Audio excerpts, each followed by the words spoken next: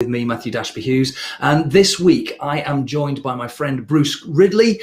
We are going to be talking this week about some really interesting stuff. The title for today's conversation is What I've Learned About Business from the Duke of Edinburgh Award. So a little bit of a different one today, kind of following on from the conversation I had a couple of weeks ago with Nick Pilgrim about what we've learned about business from being in bands. So this is all, how we can take skills from outside of the business world and bring them into the business spheres to see what we can learn. So Bruce is a director of call handling solutions, and he can tell you far better than I can about what it is that he does and how he adds value to his clients. So Bruce, 60 to 90 seconds, high level, what is it you do and how do you add value?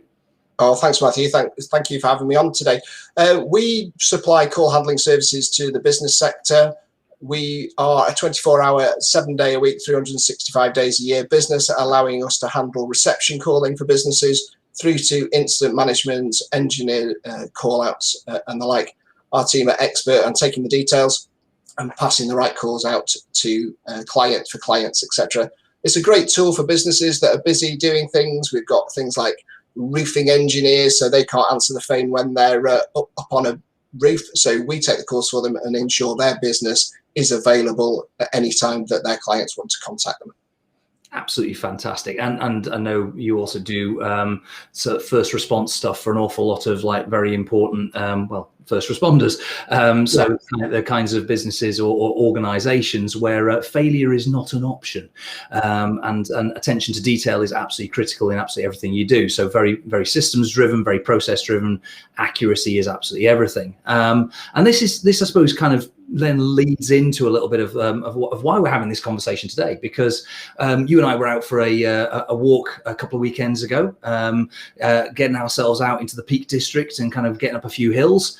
And as the miles kind of went by, we had a number of different very interesting conversations. And there was one thing that you said that really stuck out to me that sort of led me to really want to have this conversation with you today, which was when you were talking about Duke of Edinburgh. And I know you volunteer as part of the Duke of Edinburgh scheme. And really, you were talking about when assessors are about to pass somebody for their Duke of Edinburgh award or one of the awards, if that candidate hasn't at some point got lost or failed in some way on their navigation, then the assessor tends to have a little bit of a concern, because failure is such an important part of that learning process. And I thought, wow, that really resonates. That really kind of feels like part of the way in which we sort of see people developing or not developing in the business world as well. So do you want to just expand on that a little bit and build on that conversation we were having? Absolutely. So when you're training and working with young people, they're going to make mistakes, and that's really important they do, because I feel that you have to learn from a mistake to really understand what you're learning and getting it right, especially with something like navigation. If you breeze through your practice weekends and get to your assessment and breeze through that, that's absolutely fantastic. But have you actually challenged yourself, and have you actually learned it? Or have you just got by through sheer good luck, really? And I think as someone that's learnt navigation through trial and error sometimes, but also been trained in it, is you need to get lost to be able to really understand how you can navigate yourself out of a problem. And I think that reflects back in the business world as well. If you sit in front of a candidate that sits in front of you with glowing references, done every project and no fault, no problem, every time they've got a project, it's gone 100%. Is that a bit of a red flag to you, that if they come up with an issue, are they going to be able to take that issue on board, learn from it and move forward? I think that's profoundly true, and I mean, I'm always put in mind of the old Bill Gates quote. I don't know whether he really said it or not, but I mean, hey, he's one of the world's richest men. So divorces notwithstanding, and giving away half his fortune to charity notwithstanding, still pretty affluent guy. Definitely knows a thing or two about business. Been around the block a few times, and he's reputedly somebody who will not employ someone unless they've got at least one failure on their CV. Which I think that speaks volumes, doesn't it? It's an important thing. I mean, I know myself, I've learned far more from failures than I've ever learned from any success. So it's a really interesting point. I mean, talking about that and that sort of getting lost in order to, I suppose, know how to get yourself found again. What other sorts of things does the Duke of Edinburgh kind of speak to? Because I mean, clearly, this kind of organisation and that kind of team environment, it's one that has a number of different, I suppose, elements that read across into business. Absolutely. As a young person coming through those award schemes, they're learning all the time, and there's 3 stages to the award: a bronze award, a silver award, and a gold award. At gold, they're expected to do a 4-day expedition carrying everything in their backpack. So they're learning about resilience, perseverance, overcoming things. And teamwork is a massive part of that. And that goes back to that navigation skill.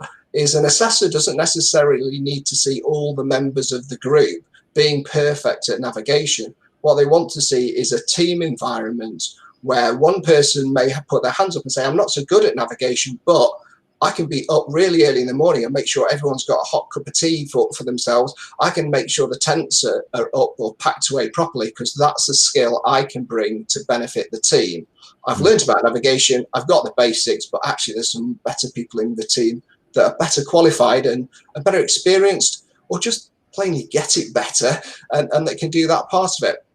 So you can see young people starting off at the bronze award and being very nervous about it and all elements of it.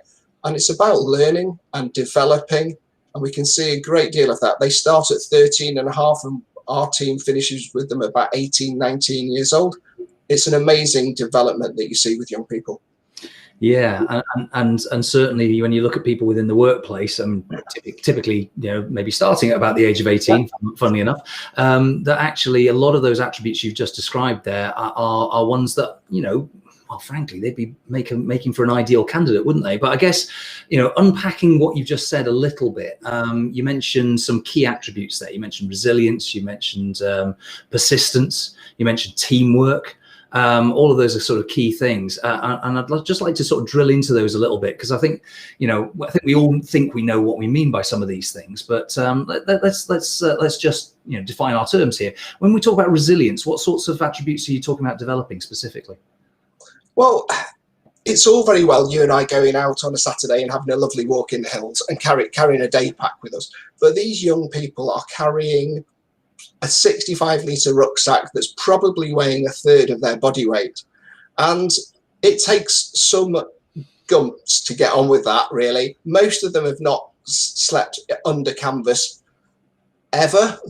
Some of them at the younger age have never stayed away from their parents ever. So there's a lot of things they have to learn, and they have to persevere through some pretty horrible weather conditions that the UK's weather can throw at them. And as the great expression, it's not training if it isn't raining. And yeah, we definitely like to see rain on our training weekends, and it's lovely and dry and nice on their expeditions, because then they know where their kit is in their bags and things like that. And it is through that perseverance that gets the gold candidate through 4 days of that. And there will always be a day when they're feeling very low, but hopefully there's someone in the group, again going back to teamwork, that is there singing a song, jollying them along when they're down, because you can know the next day those roles will be reversed. And that's really important as character building for them, that they get through those 4 days, because we do some really tough training days to make sure they're fit and able and competent enough to do that 4-day assessment. Wow, that's really interesting. I mean, when you're talking about resilience and that ability to kind of bounce back there, that sort of strength of character, I mean, I suppose mental toughness to a certain degree is what we're developing here. And also the ability to rely on one another, and to lead and to be led. It seems to be kind of intrinsic in what you just described, which is, I mean, again, if we were sort of painting the picture of ideal people within an organization, I mean, these are characteristics that we'd love to think that we ourselves have as leaders, right? And therefore we'd like to see in our team members. So powerful characteristics. I mean, you mentioned sort of the teamwork side of things, and that seems to me fundamental in terms of the, jollying each other along, but also in terms of physically helping with each other as well. Do you want to expand on that? Have you got any sort of decent examples of that? I'm sure you've got many, but. Yeah, and it also relates into the business world as well, doesn't it, Matthew? You've got to have a team around you that isn't all the same. And I know on your conversations you've had on a Friday, you've touched on disc profiling and things like that. And that's exactly the same as we work with groups. These young people are either friends or they could be thrown together as a group that have not known each other. We've got a bronze award that have just finished this year with 3 candidates from our group and 1 from another group, because they've got to have a minimum of 4 in a group. They've never met this young man that joined them before, met them on the first practice weekend, and it was about building that teamwork really quickly between 3 people that knew each other and 1 that didn't, to blend them into a little team that worked together. They've just finished their assessment last weekend, brilliantly done. They had a fantastic weekend, and they've learned a huge amount from working together. And it's not just about a group of schoolmates, because we do try and break up those little school cliques together, because whilst we're based at a school sixth form centre, we're not teachers there, and we don't work there. So the young people come to us because they don't want to be led by teachers, because they want to come in and not call me sir, they want to call me Bruce, and they break down from that school barrier, so they're not in a school-based environment doing it, and that's really important to them. But teamwork, I've seen young people do all sorts of things, like carry someone else's rucksack up a hill, because one young lady was struggling really badly on a particular day, so the lads grabbed her rucksack, took that up for her, and the others helped her get to the top of the hill. And that's what it's all about. They all have to finish to get their award. So if one member falls out, that could take the whole group down. So it's about building that resilience and teamwork within each other to help everyone through. Fantastic. It strikes me as you were saying that the word that kept almost flashing inside my head as you were saying that was trust.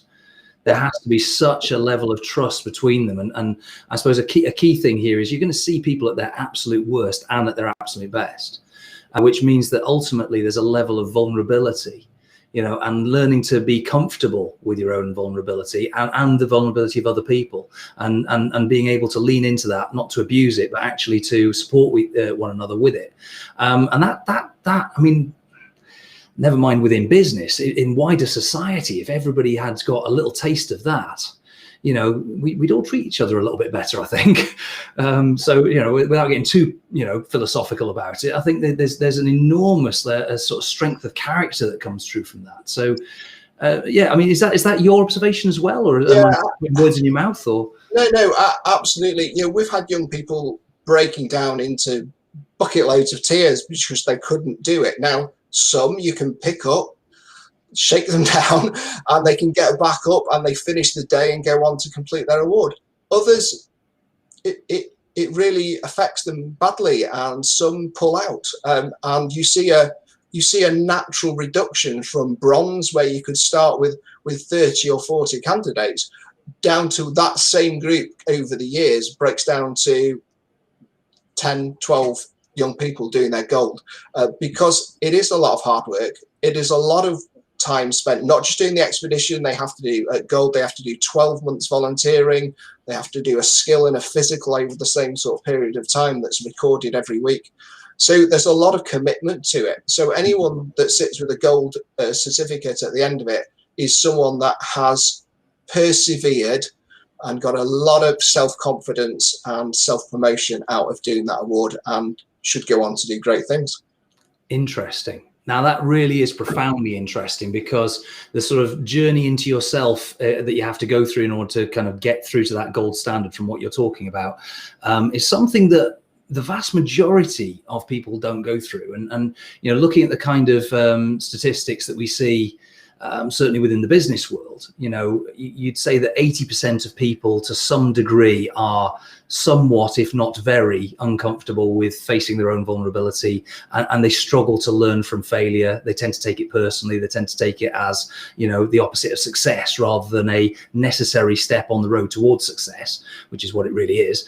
And then there's probably another sort of 18% of the population who struggle with it somewhat. And there's only about 2% of the population overall that actually really have that natural baked in resilience, that are just, for whatever reason, whether it's an accident of birth or it's part of their nurture, part of the way they were brought up and all that kind of thing, that they are very comfortable with being uncomfortable, if you see what I mean. They're very comfortable with that level of vulnerability. Finding these people, these A players, these A+ players is like trying to find a two-headed unicorn. They are really hard to get hold of. So from a business point of view, I mean, you've worked with these people extensively. So, I mean, are you saying that these young people, when they come out, they've got a better propensity to be those A+ players? I certainly think so. I think because of all these qualities that get them through, you can almost tell the ones on day one of bronze which ones are likely to go all the way to gold and which ones are going to fall by the wayside. And that's not through any personality fault. It's just they're not wired to do what the award requires them to do. And that's no different in a job. You know, you start a group of candidates on the same day, and some will make the grade and some won't make the grade, and most good managers will note those along the way and can help and support them as far as those people are prepared to go. And that's what we do as an award. We're not there, and when you become an assessor, you're not there to fail someone. You're there to encourage and promote that person achieving their award. So if you haven't seen them cook a meal just because they happen not to be cooking a meal when you've come around to an assess, you're not going to fail them for that. You might want to talk to them about what they've eaten and how they've prepared it and what techniques they've used, so you get an understanding to know that they've done that. Or in fact, you might go and talk to their fellow candidates and see how they've worked. So you're there as an assessor to, the first stage is they're going to pass. What are they going to do to make themselves fail? But the same in business. You should be encouraging people and developing people the best way you can. But some people won't want to take that encouragement and develop forward, and some others will. Yeah, I think that's right. And I mean, I'm not, by the same token, I'm not saying that in order to be an A+ player, you have to have done the Duke of Edinburgh. I'm not saying that either. But it is, and it strikes me as interesting that there's such a big read across in terms of the skill sets that are developed through D of E and the kinds of skills that we would look for in like truly world-class players. And there's other areas as well. I mean, like for maybe some people who might be less inclined for going yomping across hills and mountains, but music clearly is one of the things that I'm very into, as you've seen from the conversation I had with Nick Pilgrim a couple of weeks ago. Theatre, I mean, I know you and I both got a lot of theatre. You used to work in theatre many years ago. Yeah. And it's interesting there's other skills even from that side of things that would be very useful in terms of teamwork and planning and all those things. So we can certainly see those A player traits coming out in different areas. I guess sort of looking at the D of E particularly, one of the words that sort of struck me as quite important, again, when you were talking about this, was accountability. I just wondered if you wouldn't mind just unpacking what sort of part accountability plays in this teamwork as well. Well, absolutely. At a younger age, we see young candidates coming in with their rucksacks filled up and ready to go. And then when you get them out on the hill and it starts to rain, and you say to them, well, do you actually want to put your raincoat on now? Do you actually want to put your waterproof trousers on? And they're digging through their rucksack, and you say to them, well, where have you put this in your rucksack? We've taught you about the sensible places for kit to go. And they go, oh, well, my mum packed my rucksack for me. And that's at bronze. And that, you see that all the time. But when you start getting up to gold, then that's where you want to say, look, you need to take personal responsibility, personal accountability for what you're carrying on your back. And if you're going to put it in your rucksack, you want to know why you're putting it in your rucksack. And you also want to know where it is and it's packed in the right place. You don't put your waterproof trousers right at the bottom, buried underneath a tent. It's the worst place for it to ever be. So it's about taking those choices and making sure that you stand up and say, I've done this, my award, I've done it. And that's why the young people have to design their own routes. We give them a start and an end point and maybe a couple of checkpoints along the way, but they plan their route. We obviously check it to make sure it's correct and it's within the requirements of their element of the award, but we don't prep that for them. We don't hand it to them on a plate. They have to take personal accountability to make sure it's prepared, presented to us in the right way, and ready to go and be copied so that they can take it out onto the hills. And personal accountability for that equipment when they're on the hillside, so they're not losing bits of tent. In fact, we had one young man only the other week that managed to lose a set of tent pegs, but he came in the next week and said, what do I need to go and buy from Amazon? What do I need to get? And then this week he came back in and went, I've got them, just waiting for the bag to arrive. Really sorry I lost them, but I've replaced them. So it's about that personal accountability all the way along, because we're not going to spoon feed them their reward. They have to go and achieve it themselves. We will just be there to support and aid them in that process. Wow. It does sound suspiciously like real life, doesn't it? It's funny. Funny that. Yeah, no, it's absolutely. And I guess again, this is why we're having this conversation. It's vital stuff, and yet you see in business, don't you? And I mean, I've sat around big shiny board tables with reasonably well paid people at times, and the Teflon nothing sticks kind of coat that they've got on, and the very slopey shoulders where everything just slips straight off. You think, well, maybe they could do with a little bit of this personal accountability piece, and it's taking ownership of your own mistakes, and I suppose being given an environment in which it's okay to make mistakes because you know that you're going to own them. That's quite powerful.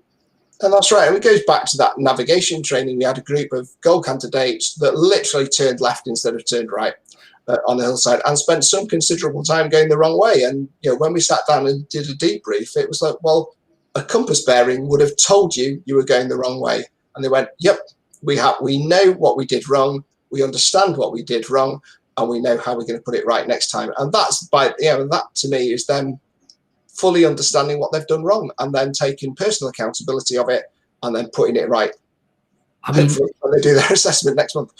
Wouldn't it be magical to be able to sit around a board table where maybe they've taken a wrong turning strategically, because that happens, and instead of actually defending the mistakes and doubling down on them and sort of going with the sunk costs fallacy, where it's like, well, we've spent a lot of money on this mistake, let's spend more money on making it even worse, which is what you tend to see happen. Instead, they actually were able to take pause for thought, take a metaphorical compass bearing and go, we've gone completely the wrong effing way here. We probably need to double back and actually go in a different direction altogether, and hang the expense, because fundamentally we need to cut the expense off at the knees and stop spending metaphorical money, or energy in this case, going in the wrong flipping direction. Yeah. And again, that's something which is a profound skill. But it takes a bit of ownership and self-awareness and vulnerability. I mean, wouldn't it be nice to see boards doing that more often? It would. Yeah. So I mean, sorry, I'm probably channeling from my own past there a little bit, but I certainly see it in enough of my clients' companies and things where they are bemoaning some of the strategic directions that they've taken in the past, and it's like, well, you can't live in the past, but you can learn from it. So yeah, it's an interesting area, and I think we talked about the culture there a little bit, or we hinted at the culture a little bit, which is one that gives permission for making mistakes, providing you can learn from them. Yes. And I think that again, I mean, if there are any lessons to be learned for company culture from it's to create and foster that kind of an environment where actually, rather than getting punished for mistakes, providing the person, the employee or whoever it is, has operated within the values of the business and within the guide rails that have been carefully laid down for him or her to operate within, then actually they should be protected from above from any kind of punishment. And actually all they should be is coached and redirected to actually be able to take that compass bearing and get it right next time. Interesting. Are there any other sort of key elements, if you like, to this in terms of the way that it reads across into business from your experience? I think problem solving is also one for them, and I suppose it's a bit of a simple one. But if anyone's seen the film Wild, that Cheryl Strayed book with Drew Barrymore in the film, where she was doing the Pacific Crest Trail in America, massive hike, several months it takes you to complete it. She turns up at the start point with a brand new rucksack full of kit, puts it on, and immediately she puts it on, she falls over backward.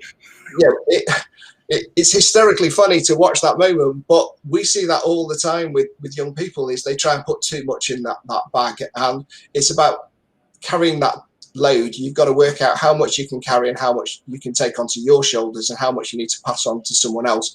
And we sometimes have to spend a bit of time working out which bit of kit goes in which rucksack to make sure they've got all the tentage. Look, someone doesn't just carry the tent, you can split that up into the inner and outer bits of the tent and the pole, so everyone can take a little part of that to make that problem of someone can't get that in the rucksack, go away. And I think that works very well with business, that you've got to bring the right people into the team and spread the load to make sure that problems get solved.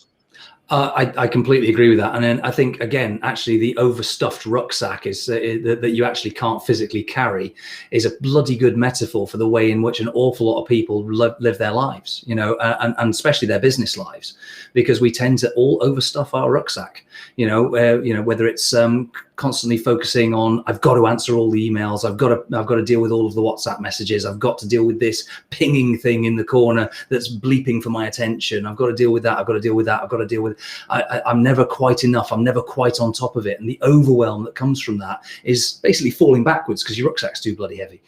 And it's a very similar thing, and you know, the business equivalent of, if you like, unstuffing your rucksack so that it's carryable is delete all the crap that you don't need. What you say no to is more important than what you say yes to, as with what you put in the rucksack. So it is with how you deal with your life. Then, you know, okay, you can't do this with a rucksack, but you can certainly do it with some of the other things. And you know, are there any automatable things, you know, things that you can automate within your life? Make sure that you're automating what you can automate, so that if it's replicable, it's, you know, there's something that just does it for you.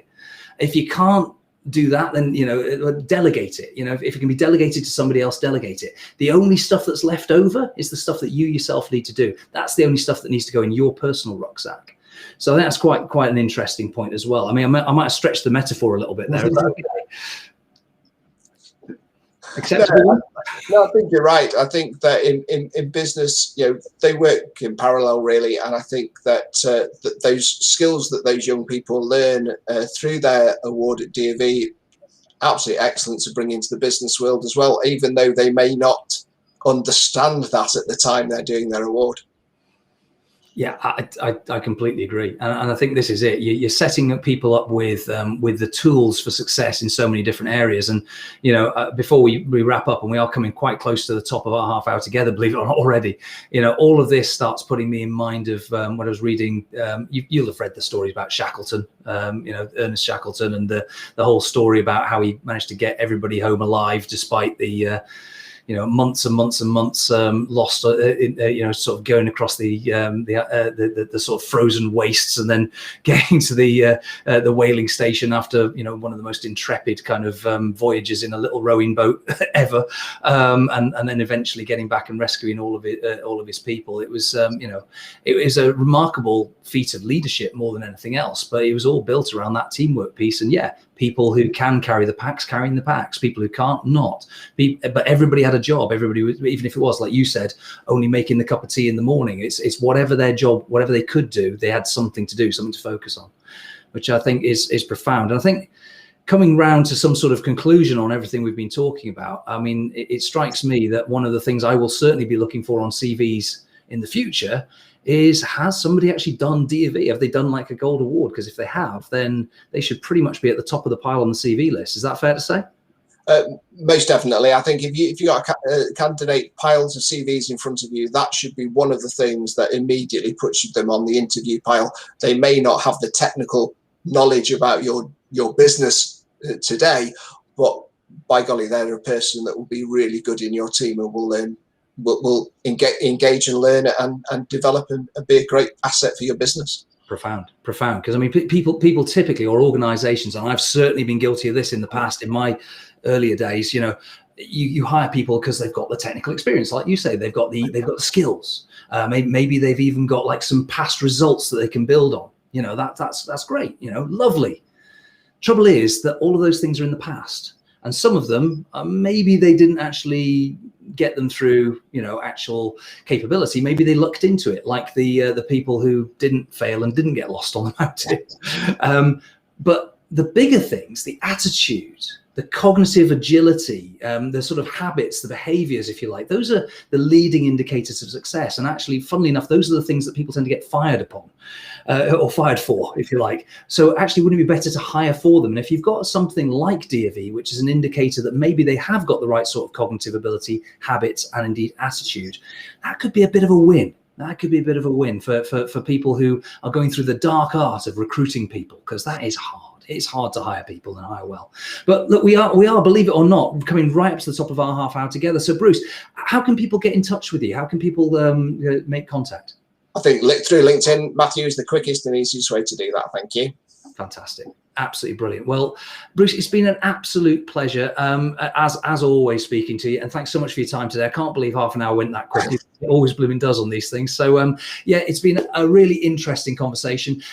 Yeah, and please do join us again next week for Friday Live. My name is Matthew Dashby Hughes. I'm a Sandler trainer. And if you would like to make contact with me, then my email is mdh@sandler.com. And my mobile number is 07715 269 724. And of course, you can always reach me through LinkedIn. There aren't too many Matthew Dashby Hughes around. I mean, that is quite an unusual name, but there you go. So that's it for another week. Have a fantastic week, everybody, and I will see you all in